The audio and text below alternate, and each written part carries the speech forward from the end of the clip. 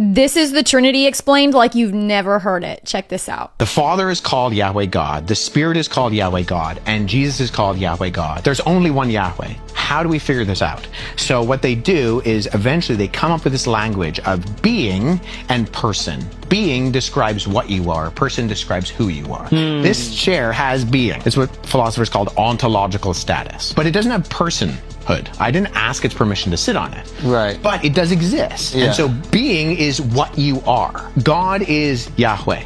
And we see this. Jesus tells his disciples to go baptize in the name, and then he says, of the Father, Son, and the Holy Spirit.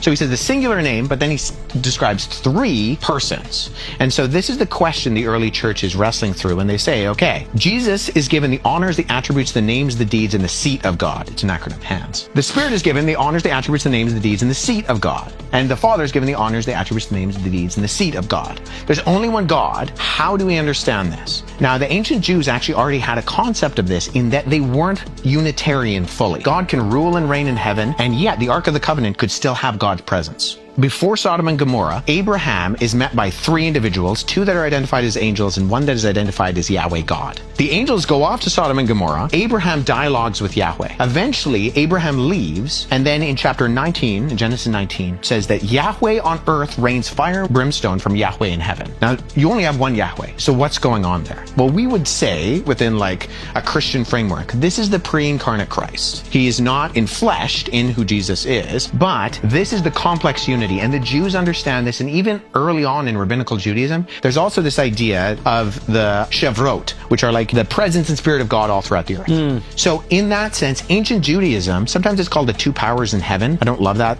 kind of articulation, but in academia, that's what it's called. That God is ruling and reigning in heaven and still has a presence on earth. Only one God, but there's something else going on there that maybe we don't fully understand, but that God lives in a set of living, loving relationships. He has existed eternally in relationship and in love. Yeah. That's what John says in 1 John. God is love. God does not need to create in order to experience anything. Creation is an outpouring of his love. Now, this is different than, say, a Unitarian monotheistic faith like Islam. In Islam, in one sense, philosophically, God does need to create to experience love, because love requires an object and a subject. And so, in order to feel love, the Unitarian God of something like Islam needs the object in order to feel that. That's not true for Christianity. The Father has been loving the Son in the power of the Holy Spirit forever. The early Christians are wrestling through these things in order to formulate the language of this. Eventually, they come up with this idea, one being in three persons. Being describes what you are, persons describe who you are.